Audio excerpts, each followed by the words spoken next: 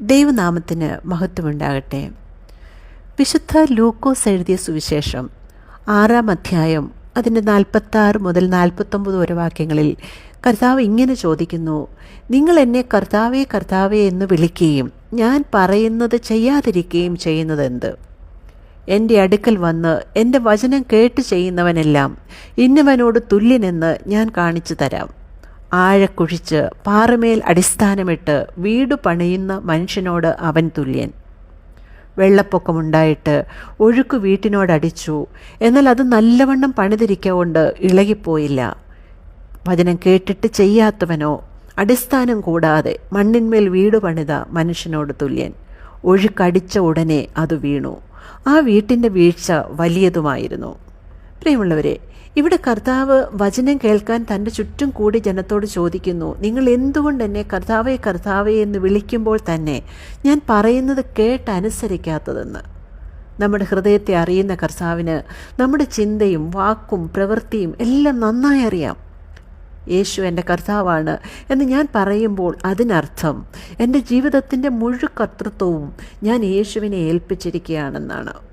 എന്നാൽ അധരം കൊണ്ട് കർത്താവെ എന്ന് വിളിക്കുമ്പോൾ തന്നെ നമ്മുടെ പ്രവൃത്തികളെല്ലാം തെളിവാക്കുന്നത് നമ്മുടെ കർത്താവ് നമ്മൾ തന്നെയാണെന്നാണ്. നമ്മുടെ ബുദ്ധിയിലും ചിന്തയിലും ബോധ്യങ്ങളിലും നിന്നുകൊണ്ടാണ് നമ്മുടെ തീരുമാനങ്ങളും പ്രവൃത്തികളും നാം ചെയ്തെടുക്കുന്നത്. നമ്മുടെ എല്ലാ ശ്രമങ്ങളും പരാജയപ്പെടുന്നിടത്ത് കർത്താവ് പലപ്പോഴും നമുക്കൊരവസാന അത്താണി മാത്രമാണ്. ഏറെ പേർക്കും കർത്താവ് അവരുടെ കാര്യസാധ്യങ്ങൾക്കുള്ള ഉപാധി മാത്രമാണ്. കർത്താവ് തൻ്റെ രക്ഷണ്യ പ്രവൃത്തിക്കായി മനുഷ്യനായി ഭൂമിയിൽ വെളിപ്പെട്ടു വന്നപ്പോൾ അപ്പം കിട്ടുന്നതിനും അത്ഭുതം കാണുന്നതിനും രോഗസൗഖ്യം പ്രാപിക്കുന്നതിനുമൊക്കെയായി അനേക ജനം അവൻ്റെ ചുറ്റും തടിച്ചുകൂടി.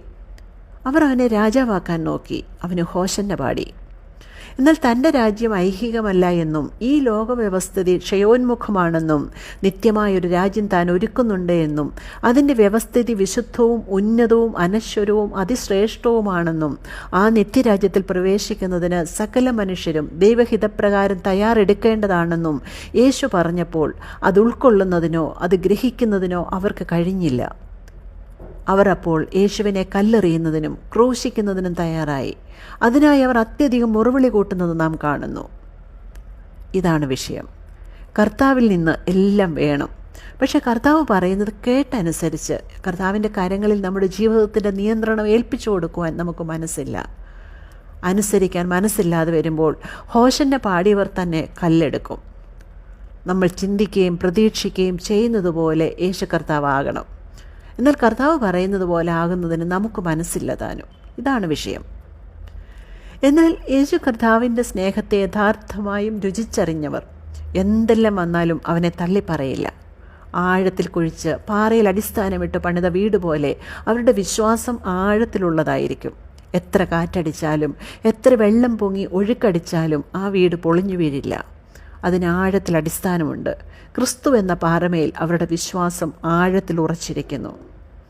എന്നാൽ എന്തെങ്കിലും സ്വാർത്ഥ താല്പര്യങ്ങൾക്ക് വേണ്ടി കർത്താവിനെ പിൻപറ്റുന്നവർ അത് കിട്ടിയാലും അടുത്തത് കിട്ടിയില്ല എങ്കിൽ പിന്മാറിപ്പോകാം. അവർ മണലിന്മേൽ വീട് പണിത മനുഷ്യനെ പോലെയാണ്. ഒരു ചെറിയ മഴയും വെള്ളവും അവരുടെ വിശ്വാസത്തെ തകർത്തെറിയും. കാരണം കർത്താവിലല്ല, ഈ ലോക അനുഭവങ്ങളിലാണ് അവരുടെ വിശ്വാസം ഊന്നി നിൽക്കുന്നത്. എന്നാൽ വചനം ശരിയായ രീതിയിൽ ഗ്രഹിച്ച് അനുസരിച്ച് പരിശുദ്ധാത്മാവിൽ നിയന്ത്രിക്കപ്പെടുന്ന ഒരു വ്യക്തി ഏത് ജീവിതാനുഭവത്തെയും നിത്യതയുടെ വെളിച്ചത്തിൽ കാണും. അതുകൊണ്ട് അവർ ഏത് പരീക്ഷണഘട്ടത്തിലും ദൈവകൃപയിൽ ആശ്രയിച്ച് ദൈവഹിതത്തിനായി തങ്ങളെ തന്നെ സമർപ്പിച്ച് ദൈവപ്രവർത്തിക്കായി കാത്തിരിക്കും. ദൈവേഷ്ടം ചെയ്ത് വാഗ്ദത്തം പ്രാപിക്കുന്നതിന് അവർ എപ്പോഴും ഉത്സാഹിക്കും.